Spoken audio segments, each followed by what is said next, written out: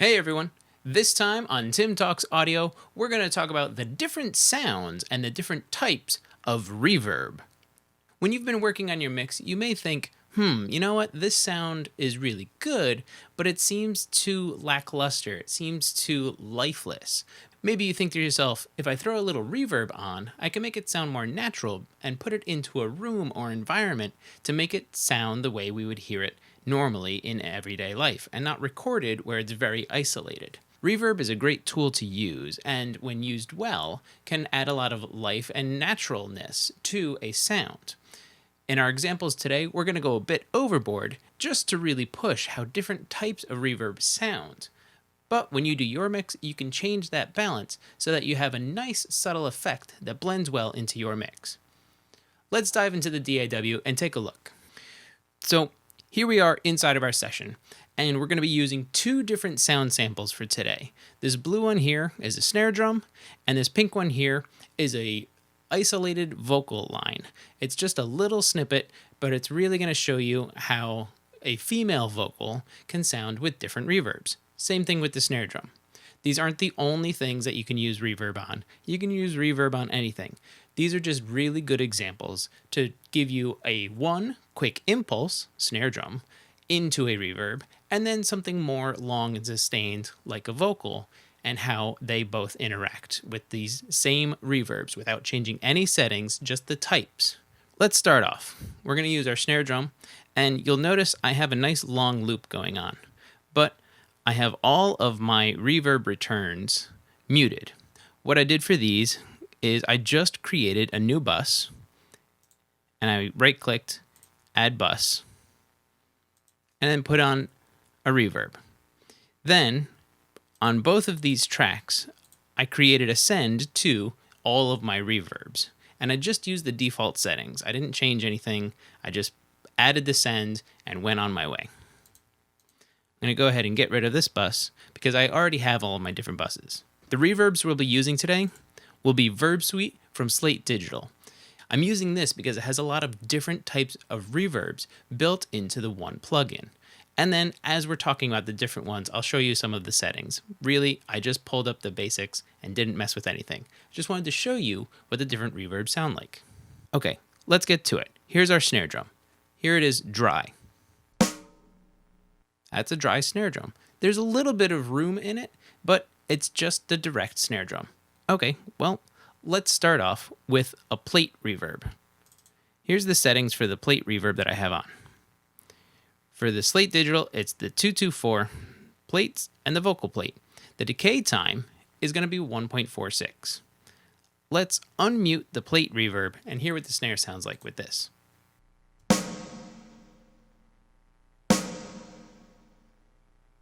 Nice long tail, and you can hear the plate starting to shimmer as it's decaying. That kind of gives some of the characteristics of a plate reverb. We'll make another video in the future about how plate reverbs actually work. This is just an example of what the sounds are, and there's lots of different types of settings with all of the reverbs that are going to be happening today. But like I said before, I just grabbed one of the quick presets and then went on my way. I just wanted you to know what the plate sounds like compared to, let's say, a room, which we'll go to next. So let's hear our dry snare again. And now we'll unmute our room return. Here we go. Let's take a look at the settings on the room. Here we go. It's the Slate FG224. It's the rooms, room A, with a decay time of 1.18 seconds. When I was grabbing these reverbs, I just went to types and scrolled through and found different ones. Then, to give you more of the sounds of that reverb, I chose something in a 1 to 2 second range. So 1.18, that's in that range. All right, let's move on to our next one, which is a hall reverb. This one is going to be a bit longer. You'll hear. Here's our dry, and here's our wet.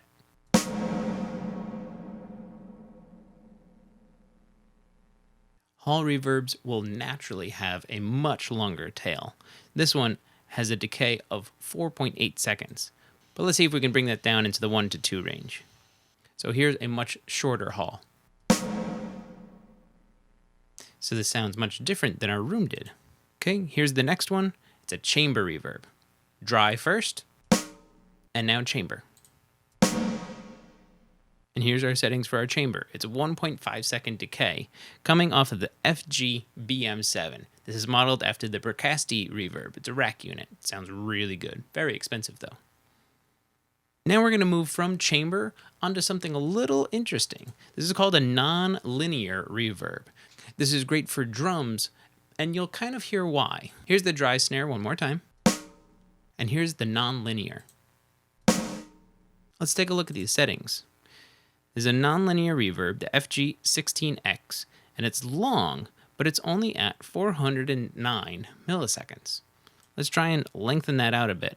And with this one, you can only put it up to 532 milliseconds.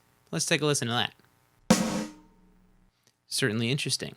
This is what makes kind of that 80s style drum sound.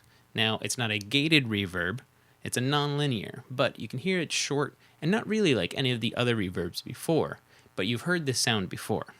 It's a non-linear reverb. We'll move on to another one that I've covered in a previous video. It's a convolution reverb, and I'll put a link to that video in the description. But here's Presonus's Open Air, and here's what makes it interesting. It's a bathroom. Here's our dry snare, and let's go with this one.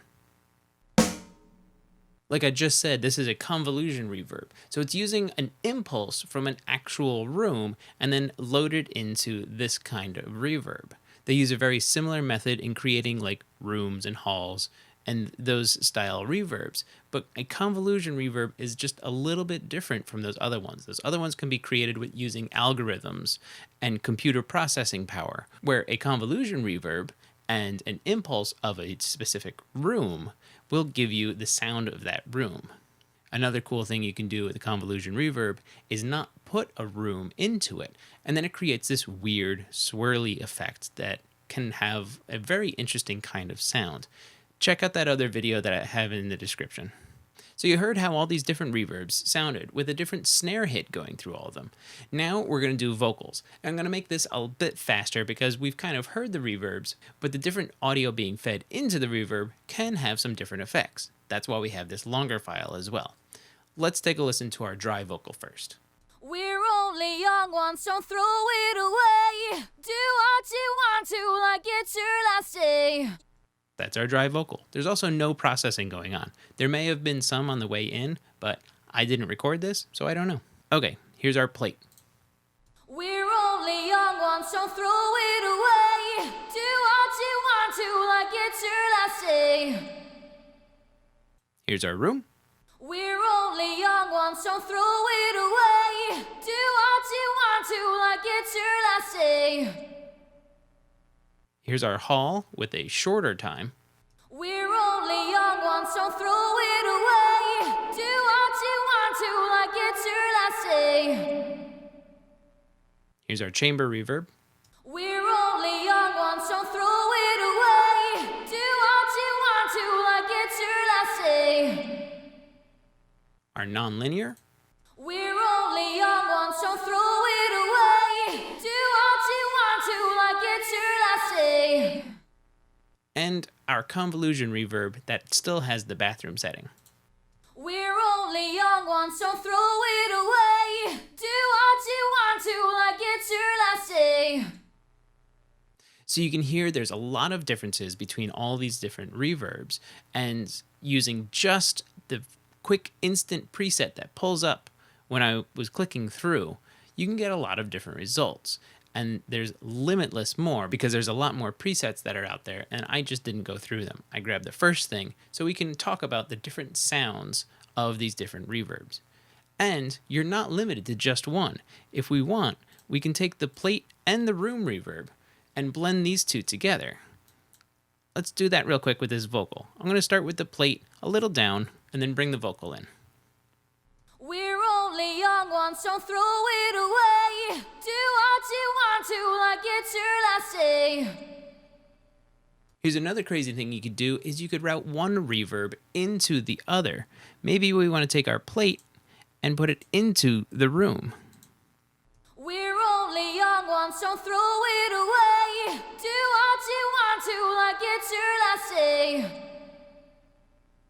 So now the reverb of the plate is then also reverbing the room after the lead vocal goes through both of them. I went in real quick and grabbed the stock reverb from Presonus. That's the room reverb. I put it on our plate return, and then I went in and grabbed the flat plate preset. Now, I modified it slightly because when you pull this open, it gives you a 20% mix. I just cranked the mix all the way to 100 because we're doing this on a bus and not on the track itself. So let's hear how this one sounds. We're only young ones, so throw it away. Do what you want to, like it's your last day. And very quickly, we'll go back to the slate one. We're only young ones, so throw it away. Do what you want to, like it's your last day. They both have the characteristic of a plate reverb. They just sound a little different. They're different presets, they're different plugins, they use different algorithms. It can be expected, but you can see that with two different reverbs, both on plates, they sound a little different. And they're just quick presets. Again, you can go in and modify this. You can put an EQ before your reverb and change the sounds going into it. That's an easy way to clean up some mud that you might be feeding into your reverb and then your mix, to just kind of scoop it out going into the reverb, and then you don't have to worry about it later because it's not there to begin with and not there to reverberate, and just continue on adding that extra mud in your mix. That's all for now. If you found anything informative, please like and share the video. For more, visit timflansbaum.com. And if you have a question, ask it in the comment and I'll answer it in a future video. Thanks for watching.